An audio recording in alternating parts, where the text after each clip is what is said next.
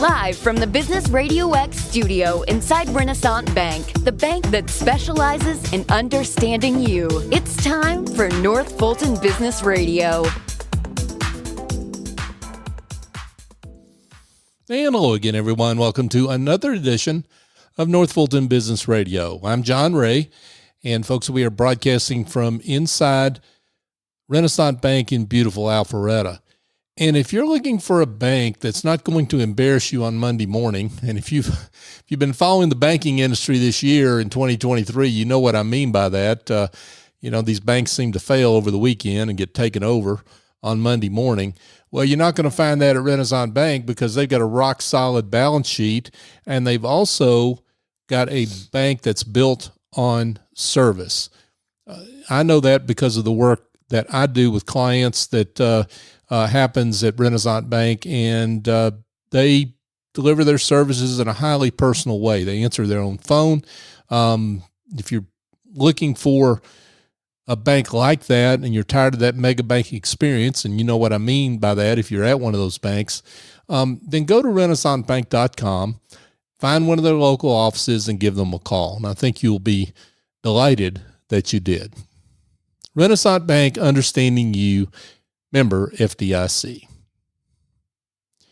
And now I want to welcome Carole Townsend. Carole is an author, journalist, speaker, and we're here to talk about making a career change, right? We are. Yeah. Carole, great to have you. Let's talk a little bit about you, though, first, and your journey and how you're serving folks out there. So what are you up to today? Oh, great. Thanks.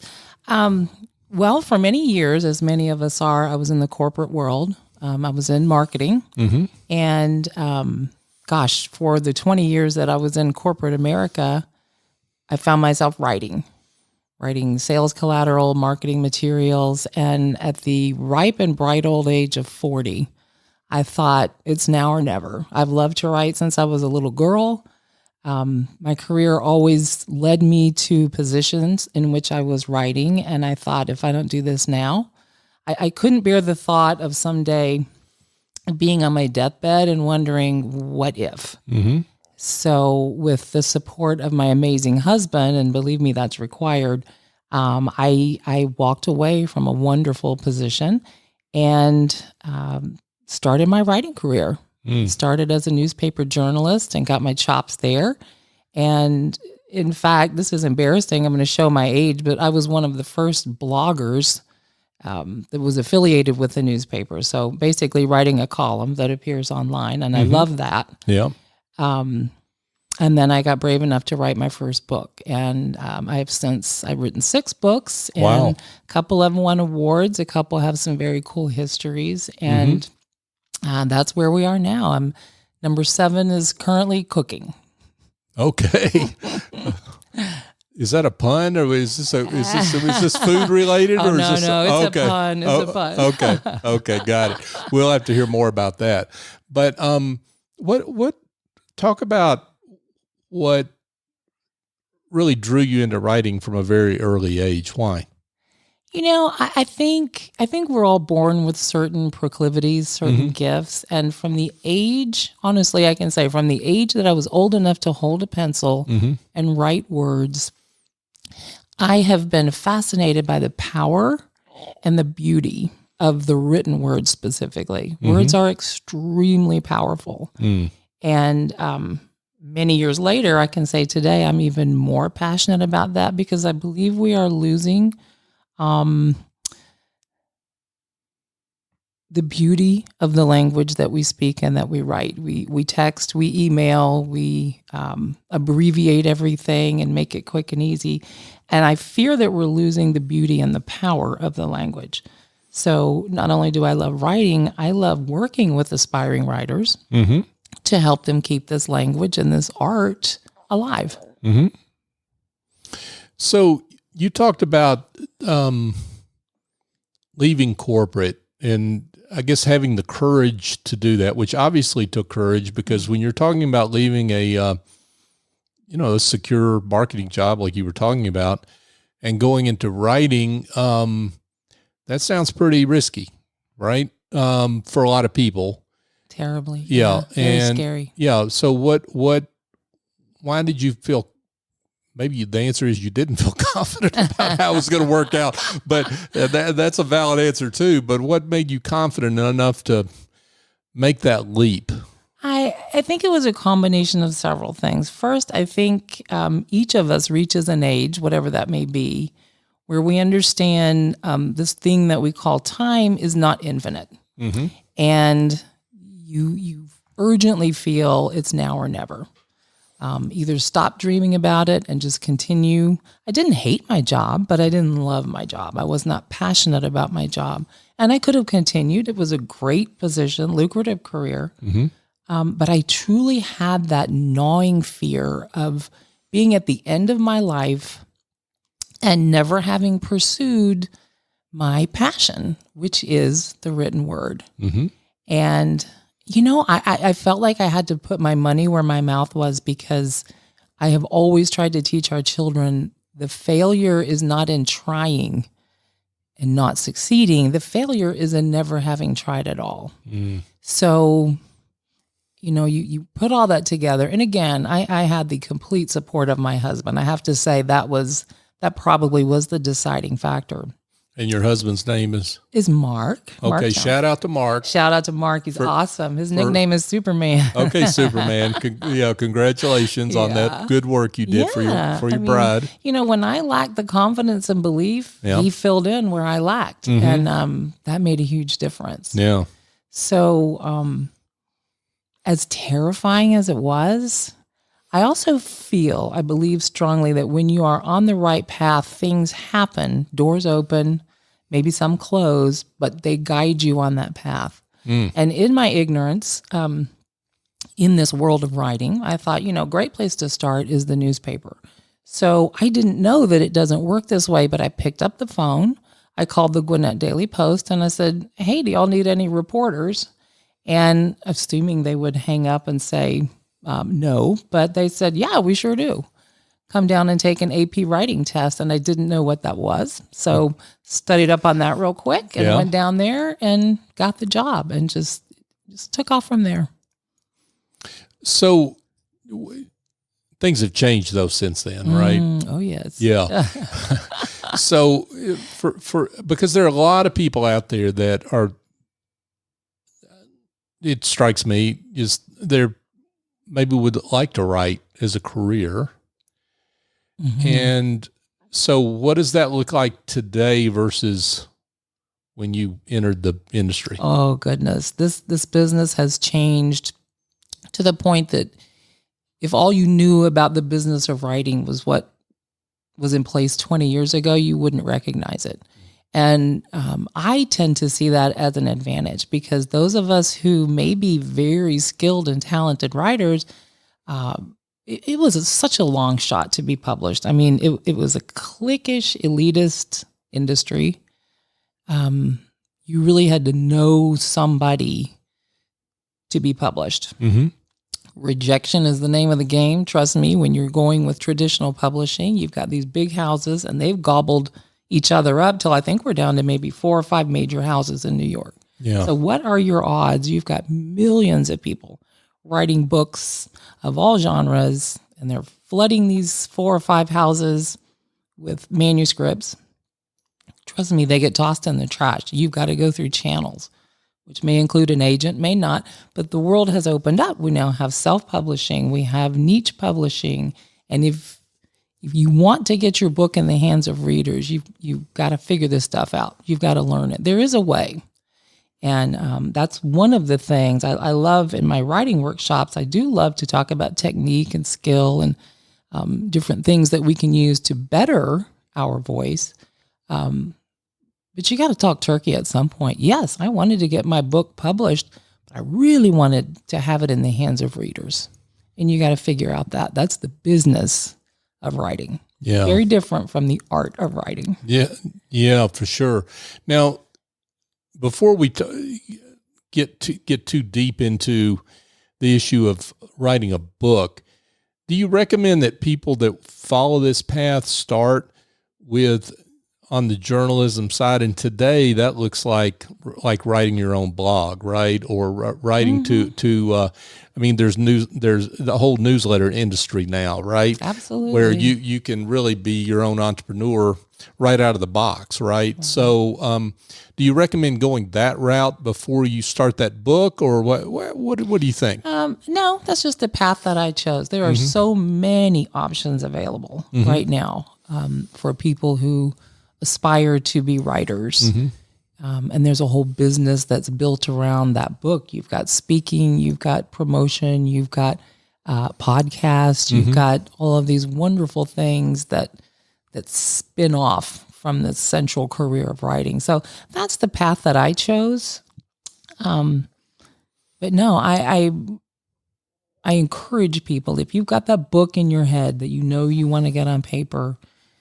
This sounds counterintuitive because our words are our babies, but you get it on paper. You can't edit it. You can't sell it. You can't publish it. You can't do anything with it until those words are committed.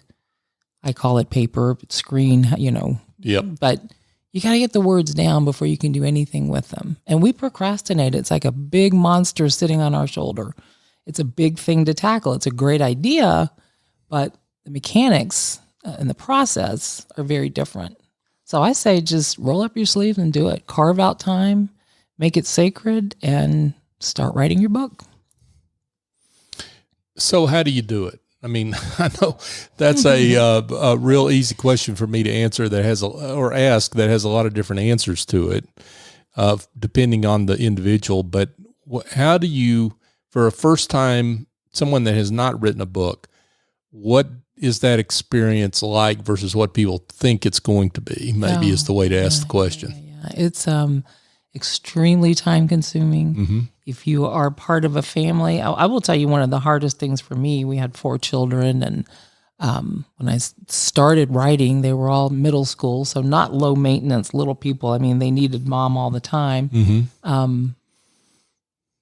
The first thing you must do is make the time to do it, because 10,000 things will scream for your attention, and writing is going to sit there on the back burner. Set aside the time. If all you can do in the beginning is just make notes of storylines, story ideas, make notes of a character that you think would be interesting. If you are writing nonfiction, start your research. Keep great notes. And in my experience, a lot of my books are based on a great deal of research. So as you're researching or as you're creating your characters and thinking about your storyline, the story almost seems to start forming itself. It's really, to me, a magical process. So whether it's note-taking, I strongly urge people, as much as we all hate outlining, I hate it. My agent insisted he would not represent my books until I started outlining, because it keeps us from chasing rabbits and getting on weird topics that have nothing to do with the story we want to tell. So the first 2, set aside the time, make notes of your thoughts, however you keep notes, and then start thinking about the structure of your book, the order in which you want to tell the story. And that is a very firm foundation for finally writing that book. You have written, Carole, both fiction and nonfiction, correct? Yeah. Well, nonfiction is historical fiction, my apologies, is my 7th. Most of my books are nonfiction. Oh, okay. The early couple were Southern humor, so fiction. Gotcha. So do you recommend that you've crossed a lot of genres here. Do you recommend that? How do you recommend that people choose that? Right. I mean, should they? Are you maybe the exception to what the rule ought to be? Because you're pretty multi-talented when it comes to crossing these different genres. What do you recommend for others? I recommend you pick a genre and stick with it. Okay. I really am the exception to the rule through no talent or skill of my own. Have you got writing ADHD or what? You know what? It's kind of like squirrel. Oh, that fascinates. Well, I'm kidding, because you can't have that with a book, right? I mean, a book. You can't. Yeah. Once you're in it, you're in it. Oh, absolutely. Absolutely. So I did. I went from, kind of lighthearted Southern humor. And then when I wrote my actually my third book, I believe it was my third. Yeah, I wrote about NASCAR. Don't ask me why. I have no knowledge of NASCAR, but our youngest went off to college, and I was really experiencing the lonely mama syndrome, and I knew I had to immerse myself in a project that would keep my mind occupied. So I used to laugh when I was in the corporate world, and I would travel from Northeast, out West, and when people heard I was from Georgia, invariably they would ask me who my favorite driver is. And I didn't know what they were talking about. And finally, someone explained to me they're referring to NASCAR. Drivers are like ball players, and I didn't know any of this. So I thought it would be funny and interesting if I just took off and figured out NASCAR. So my poor husband took off with me for a year. We followed the NASCAR circuit. Really? We did. And I mean, drivers, track managers, owners were so open and welcoming. And I ended up writing what I hope is kind of a funny book, but it's also packed with amazing facts that I had no idea even existed. How these cars are made, how much they cost, the way it works in races. They replace tires umpteen times like cheap flip-flops. I learned all of this, and I wrote a book about it. Very odd, I know. And then I switched to true crime with Blood in the Soil, about the Larry Flint shooting in Lawrenceville. Oh, wow. Fascinating book. Yeah. What a story that is and was. So I want to get back to NASCAR though for just a second. So was this book like you were documenting what you learned about NASCAR? And I mean, you brought fresh eyes to it, I guess. Oh, yes. Right. That maybe did not exist that was your niche, really. Right. Yeah, just taking a look at something. I've always been an observer of people and phenomenon events, and NASCAR is a phenomenon unto itself.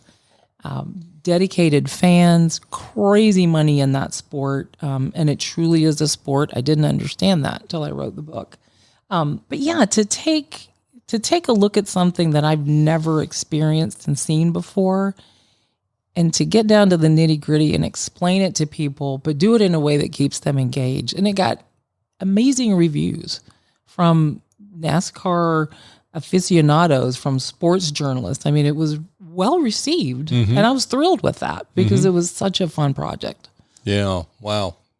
That's great. Yeah. Yeah. So you wrote probably the 150th book on NASCAR. There are a lot of books written on NASCAR. Gosh, yeah. And what I'm getting at is you brought your own unique take to that. And I think that would scare a lot of people off when they see all these books that have been written on NASCAR. And it's like their first thought is, well, what can I say about NASCAR that's unique? Right. And you obviously didn't look at it that way. What do I bring to the table? I was a 50-something suburban mom who didn't know the first thing about NASCAR. And when I research any book, I truly immerse myself in the topic. So I went around the track at Atlanta Motor Speedway at 165 miles an hour, 3 weeks out of knee surgery. And as ignorant as I was, on the way down, my husband said, the doors don't open on those cars. And I said, oh, stop. Just trying to scare me. And he goes, Carole, no, the doors don't open on those cars. Right. So 3 weeks out of knee surgery, when things aren't bending too well, these poor guys are shoving me in the window of this car. Oh my gosh. But it was thrilling. Yeah. I was terrified. Were you? But it was thrilling. But I don't know how to write about something if I haven't done it. So it puts you into all kinds of crazy, unique situations. But, what a fun way to live life. So what are people going to learn about NASCAR that they don't already know? Hopefully everything that I learned, the work, the money. There are college careers up in the North Carolina area anyway that are geared toward people working in these garages. And these garages are not garages like you and I have. These are huge places with floors you could eat off of, so shiny. Just duplicates of the same cars. When they go to a race, they don't just take one car. They have a spare up in the top of the truck and all the spare parts that you could possibly need. And just the engineering, the technology, the passion that these people have. And this, mechanics, poor guys crawling around on the ground with me, showing the underside of the car so they can explain why they're different from a car you're going to buy, from GM and drive back and forth to work. I was fascinated. And I don't know the first thing about cars, but the way they explained it to me fascinated me. And I will say that everybody from the top down was so welcoming and so gracious. We had access that my friends who are NASCAR fans just couldn't believe. They were just very open and welcoming. And how did you get that access? I mean, was that something by being a poor, pitiful 52-year-old mom saying, "Gee, I'm writing this book. Could you help me out?" That's all it took. That's all you did. That is all it took. Wow. Yeah. A couple of boxes of cigars, but most of the time it was just graciousness and kindness. Well, again, that's a place where some people would get hung up on, right? Is not having the courage to just make the ask, right? Yeah. And I think being a reporter helped me a great deal with that, and being in marketing, but certainly being a reporter when you're dealing with all kinds of people on all kinds of topics, you just get over that shyness, that little speed bump that says, maybe I shouldn't say that. And I tell people all the time, when you start pursuing what you love, the problem is not going to be the no's that you get. It's going to be the number of yeses. What do you do with them? I think I know what you mean, but just draw that out just a little bit. Yeah. So, let's use writing because that's basically all I know. You write a book, and good for you. That's great. And it's going to sit there collecting dust unless people know that you've written it, know what it's about, know something about you. So I tell students in my workshops, the writing is the fun part, and it's very hard to finish it and finish it the way you want it to read. Then the work starts because you've got to get out there on TV, radio, podcast, print, magazines. You have to tell people about the book. And many of us are introverts who are writers, and it's horribly painful to get in front of a TV camera or radio terrified me. I love it now, but it's all scary. And so inevitably people say, well, how do you get these gigs? How do you have these appearances and have people calling you for interviews? Yes, you can pay a publicist. But you know what the publicist does? Exactly what you would do. Pick up the phone, call the TV station. Hey, for example, Atlanta and Company. I was on that show simply because I picked up the phone, asked for the producer, and said, do you have any interest in talking to me? And they're always looking for interesting guests, somebody that talks about something a little different. So the problem I tell people to expect is be prepared for the number of yeses you will get, because it's scary when you first start out if you're not used to doing that kind of work.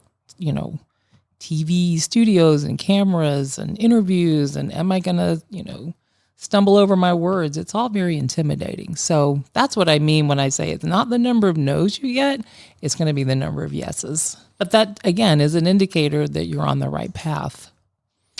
Yeah, and if you don't mind, I mean, I get tons of pitches all the time. And I came to come on the shows that I host and the shows that we produce that others, we help others air.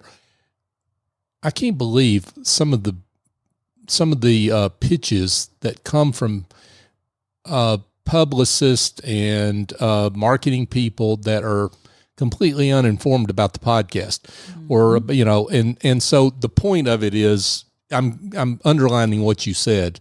It's real easy to do that yourself, because you can do that homework yourself, and your brand is represented by you, absolutely, not someone else who really is, at the end of the day, doesn't really care. Right. You can pay somebody to throw a very wide net and see what they catch, or you can do a little bit of homework yourself. Who knows you and your work better than you? And it truly is a matter of a phone call, or these days, my gosh, sometimes just an email. Yeah. And then you get a yes. Yeah. And then it's on. There you go. Okay. So we talked about your NASCAR book, which the name of it is Magnolia sweet tea and exhaust. I'm telling you, it's a different angle. I just love that. You wrote a book about Peachtree Corners, Georgia. I did. I sure Okay. did. Yep. Why? Well, the city approached me and asked me if I would document their history. They were coming up on I believe at the time it was the 11th anniversary of the city's being formed. And I love research. My gosh, I love research. I love history, especially Southern history. So I jumped at that chance. That's an honor when someone actually commissions a work for you to write. And I will say that is the only city in Gwinnett County that I did not cover for the paper. So I didn't know a soul. I didn't know where to start.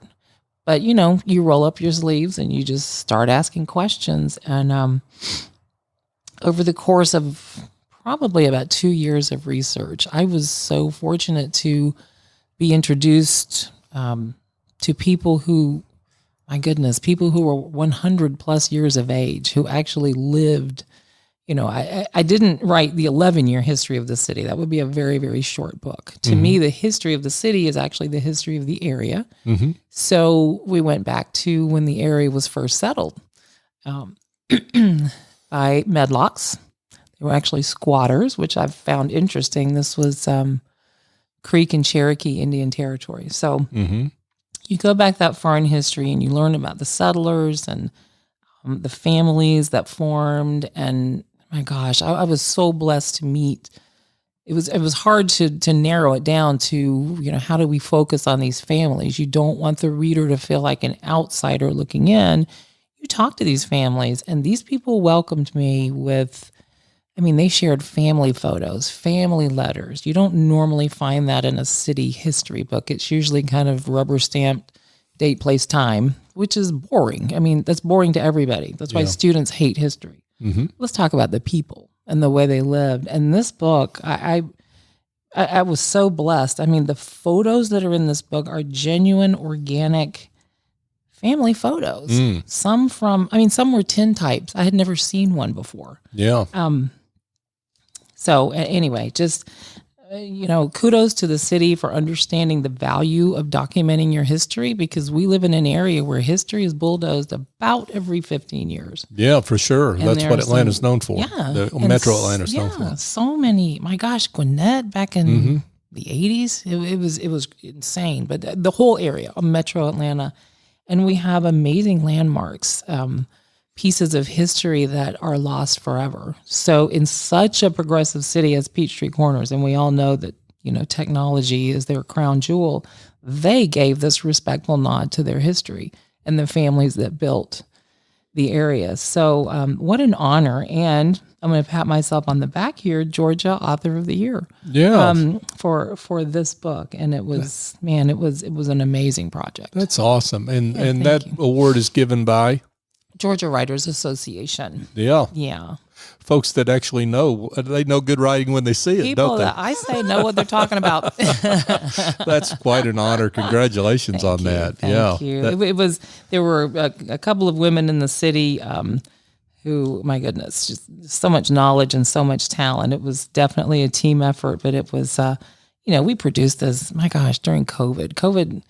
Life is pre and post COVID. And, this book was delayed. The publishing of this book was delayed probably 18 months by COVID. So I ended up actually having 2 books published that same year. Thank you, COVID. Yeah.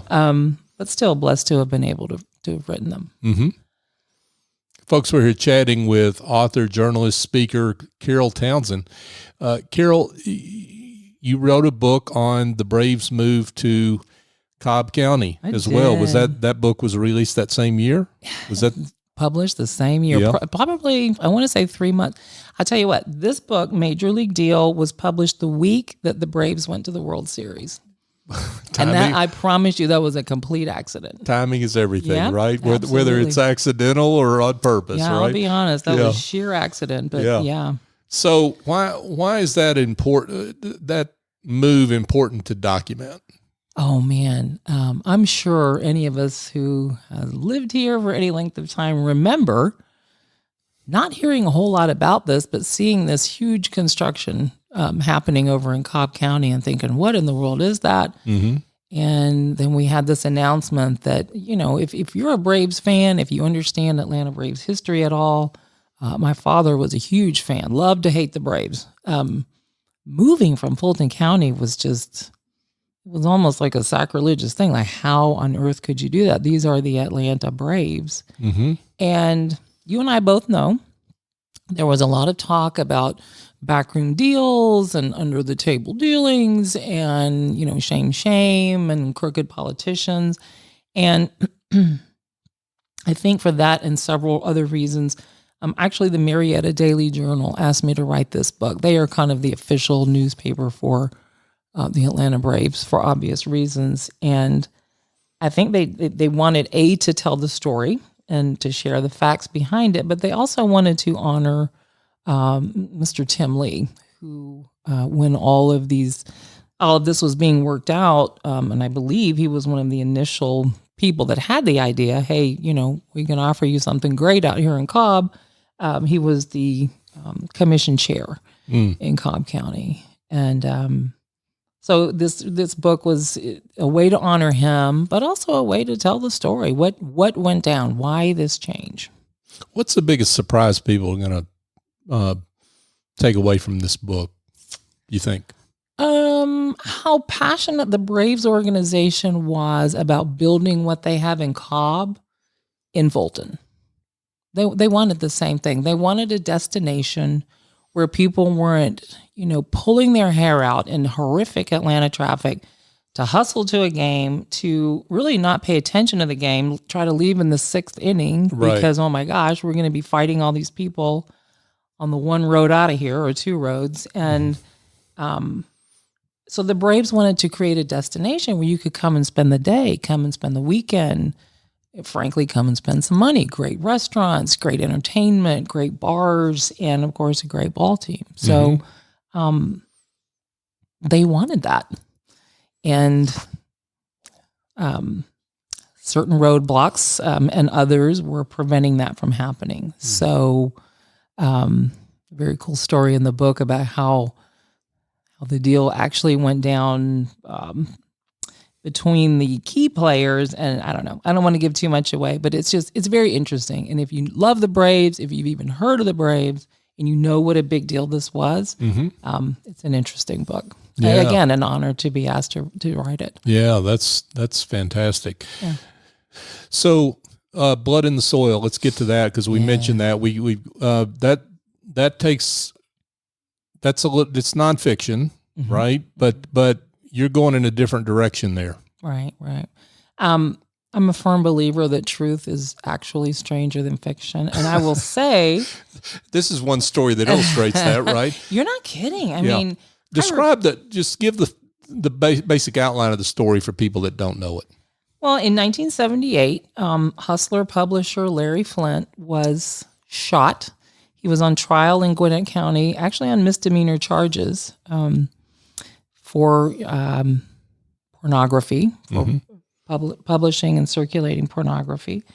And if you know anything about Flint, he loved to poke the bear, loved to have an audience in front of a judge. He was actually brilliant in using the justice system to stand on his First Amendment rights. And like it or not, that's what he was doing. So when he was on trial in Gwinnett, he and his attorney that he chose to represent him from Gwinnett County, he had his New York legal team, but he pulled in a guy from Gwinnett because Flint is anything but dumb. And he knew he needed somebody that knew the lay of the land. Right. That spoke Southern. Yep. Southern Baptist. Yep. So we brought in a true gentleman named Gene Reeves. And he and Mr. Reeves became friends. They would walk from the courthouse down to the cafeteria where they had lunch every day. And on the sixth and final day of the trial, both of these gentlemen were shot walking from lunch back to the courthouse. And if you lived here or anywhere around here, you remember that happening. It was kind of like our Kennedy shooting. You just knew where you were. It was such a bizarre circus to begin with. The media and the celebrities that descended on this little podunk Gwinnett County, 38,000 people lived here at the time. Why is all of this going on in this little backwoods county, which is the way people viewed Gwinnett at the time? So I remembered that as a kid. I didn't know what Hustler was. I didn't know who Larry Flint was, but I remember the media circus.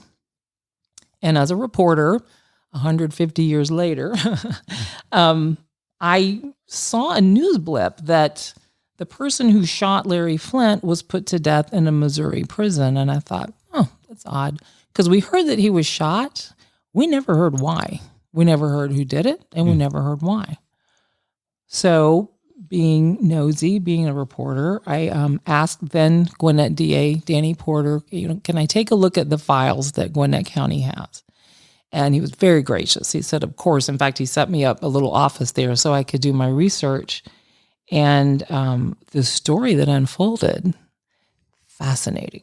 Absolutely fascinating. We all assumed Flint was shot because he's a brash, obnoxious pornographer, whatever you think about him. We made that assumption. Mm-hmm. That had nothing to do with it. Not a thing. Interesting. Mm-hmm.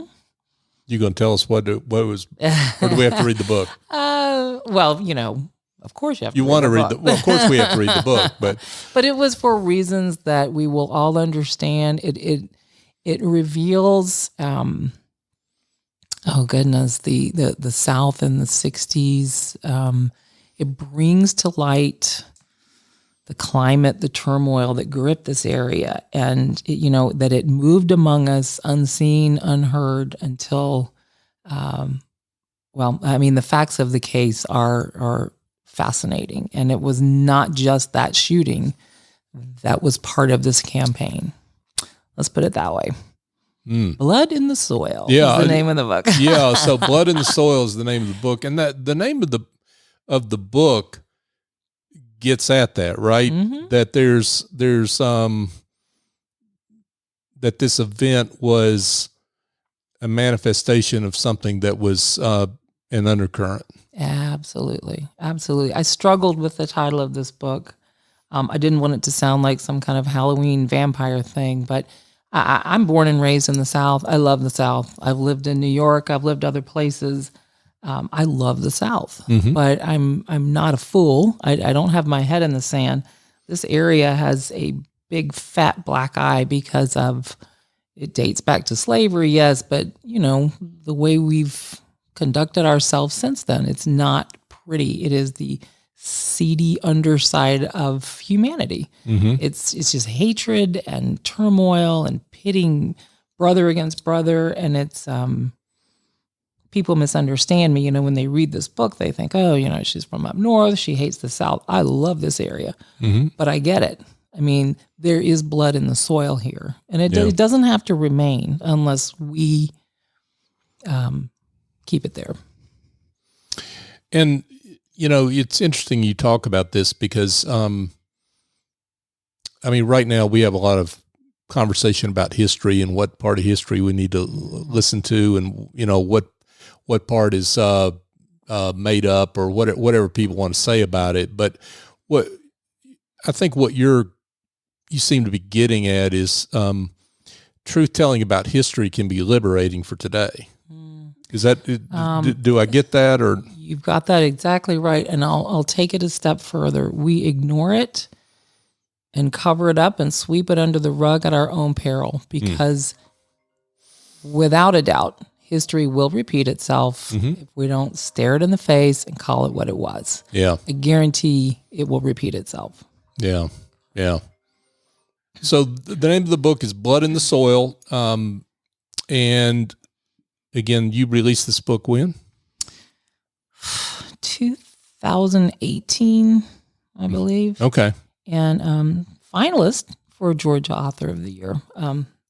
Boy, better man beat me out. There's a theme here. You've got a lot of awards. I just, I love the research, and I think if you put factual knowledge into a well-spun tale, it's very hard to ignore. Easy to read, hard to ignore. That's just my belief, and I love the research and the history. But you're not writing to get the awards. You're writing to an audience. I mean, do you have like speakers talk about how they pick somebody out of the audience that they speak to, and just think about that one person, right? Yeah. Is that the way it works when you're writing a book? Do you think about that one person you're writing for? My first two I did because, I was writing to women about the trials, the difficulties we face, and we try to do it with grace, and we usually fall flat on our face. And I'm just looking at life with humor. And, it might be part of the ADD that you had suggested, but I hope that if something interests me, it also interests others. And, you can look for years for a story to tell, whether it's fiction or nonfiction, that is interesting enough to you that you pour your heart and soul into it. And you just have to hope that readers will find it as interesting. And so far, knock on wood, that's been the case. So that's terrific. Carole Townsend is with us, folks, author, journalist, speaker, and award-winning, numerous awards. How has, you talked about the yeses that come your way. Let's underline that piece of what we were talking about previously, and just talk about how your life has changed because of these, 6 now, almost 7. You got one more coming. Oh, number 7 in the hopper. No, okay, we'll talk more about that in a second. But how's your life changed because of your prolific book writing? Oh, goodness. If someone who's truly passionate about writing, and I'm going to assume this is true of anything about which we're passionate, if you are able to actually do that, and as a bonus, earn money doing it, there's something that it does for your soul. I don't mean to sound corny and real chicky here, but there's something it does for your soul. We are all here for individual purposes. And if you are fulfilling that purpose, it is incredibly satisfying. My growth as a person, as an individual, I've overcome fears that if you had told me 20 years ago, you'll be on a news broadcast, or I just would have said you were crazy. That was one of my biggest fears, or that I would love speaking, public speaking. That's a lot of people's fear, but I love it. And I love it because I get to talk about what I love to people who want to hear about it. I mean, that's just amazing to me. Yeah, you can't beat that. So you've got book number 7 in the hopper. You want to give us a preview? I can tell you what, it's taken me a couple of years. We've moved twice in the past 3 years during probably the worst time in the history of mankind to buy and sell houses. We did it twice. Quite distracting, and my brain just wasn't firing on the cylinders that I needed to write. And now that we're settled, and again, I'm going to go back to my childhood and the mystery and the lore that surrounds Lake Lanier. Yes, I know there was I think a movie just released, total coincidence, I promise. But you have to face the facts about that lake. Do I believe it's haunted? No, but there have been more than 900 deaths in that body of water since they started filling up that 38,000 acres. Got to be a reason. Yeah. We hear about the numbers from 1994 on. Yeah. But when you go back to, you're choosing the area, fascinating. The area, Roswell was one of the areas being considered for the location of Lake Lanier, if you can imagine. But they chose where they chose, flooded a town called Oscarville. That has its own history. Yeah. We all know flooded buildings, chicken coops, churches, and cemeteries. There's that part of the story. And the rest truly is history. Why? Why is it such a dangerous body of water? They made it very clear when they filled that lake, not for recreational use. Made it very clear. Nobody's putting a boat in this weekend knows that, right? Yeah. I mean, you go up there. We went to something up at Margaritaville not too long ago, and I was just looking around at the beautiful hotels and golf course and water park, and I'm thinking, not for recreational use. So just strange, weird, unexplainable drownings. And I've spoken with people who were nearly drowned, who had close calls. I've spoken with the guys that go down and search for bodies that have not come up because you really can't drag the lake. There's too much stuff on the bottom. And I mean, it gets your wheels turning. Yeah. So that's cooking. Oh boy, that one. So that'll be my first fiction I've tackled, historical fiction, and that's been my thing that I need to stare down and write. But fascinating stuff. Oh yeah, that sounds like that's going to be a page turner. Wow. Yeah, I hope so. Okay, so as we wrap up here, I want to point to another area of work that you do, and that's workshops. So talk about what you're doing on that front and helping others realize their writing dreams. Yeah. That's one of the favorite things that I do, and it kind of happened organically. I had several people approach me years ago asking if I conduct such workshops, and I said, well, no, but as I thought about it, I thought I've accumulated a lot of knowledge, and believe me, I did it the hard way by slamming my head against walls until a brick would finally give, because I didn't, I don't know that there weren't resources out there, but I didn't know what they were. So I did a lot of really dumb things and had to learn from that, but you don't forget it when you learn that way. And I'll also say you can find writers' conferences galore. I didn't have $5,000 sitting around to go out to Hawaii and, take some writing classes. And I'm sure people do because that happens, but I was not one of them. So I love taking what I've learned the hard way, and sharing it with people who have the same passion. A lot of people have a story they want to tell, and a lot of people want to write a book. They don't know where to start, and they don't understand that the writing of the book is actually page one of the journey. Then you've got, who's going to publish it? Make those choices. I can tell you about all your options there. How am I going to sell this thing? Because believe me, it is up to you. Unless you're Stephen King or John Patterson, you're going to be pounding the pavement, telling people who you are and what you've written. And it doesn't have to be scary if you go into it with the knowledge that, okay, this is part of this game. And of course, you're talking to people who have the same passion I do, love the written word. So that's developed into something that actually kind of got so big that I couldn't conduct the workshops as often as I was, which was about 3 times a year. So anytime I get an opportunity to do that or to set one up myself and let people know about it, I love it. It's always fun, always fun. And people consistently tell me they walked away with knowledge that they have been able to use.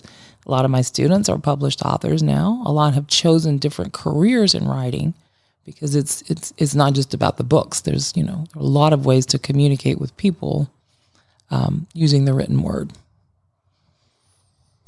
Author, journalist, speaker, Carole Townsend has been with us, folks. Carole, this has been just fascinating. I mean, I could keep talking to you for quite a while. Oh, thanks. Yeah, but you are just, what great work you've done. And I'm delighted that you took the time to come in and let us celebrate that work. So, thanks. My pleasure. Yeah. So for folks that want to know more about your workshops or your books, let's direct them where they can find more about you and your work and what you're contributing to the world. Oh, well, very easy. It's caroletownsend.com. Carole is spelled with an E on the end.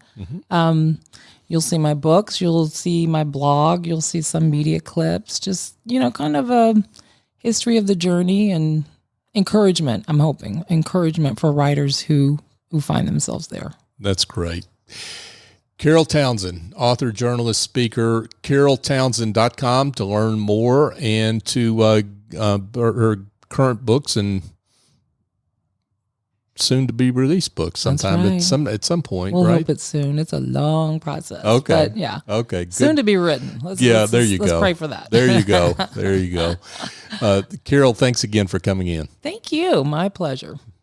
Hey folks, just a quick thought. So while you're writing your book, other things are happening around you and your business. So those administrative tasks are piling up and your bookkeeping needs to get done. All that work keeps piling up and stealing the joy out of your business if you're trying to do it all yourself. my suggestion is to pick up the phone and call the great folks at Office Angels.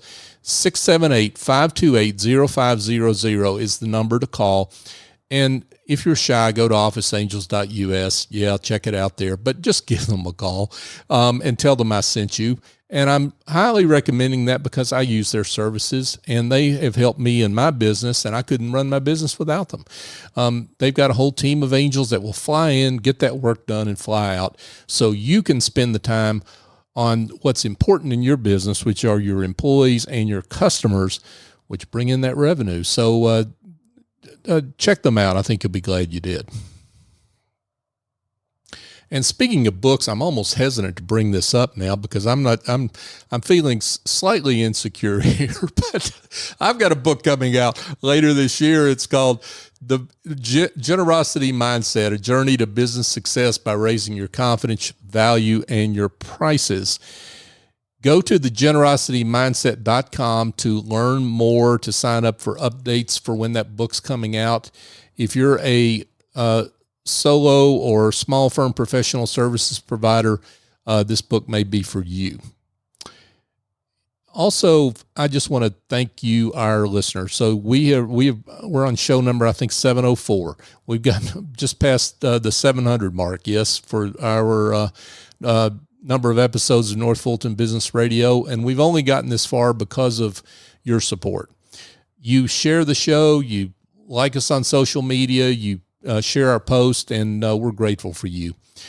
Please continue to do that. And when you hear something, a guest here that you love their work, please share that out, and do that because it helps celebrate the great work of business and community leaders like Carole and the other some 1,100 guests that we've had on this show over the years.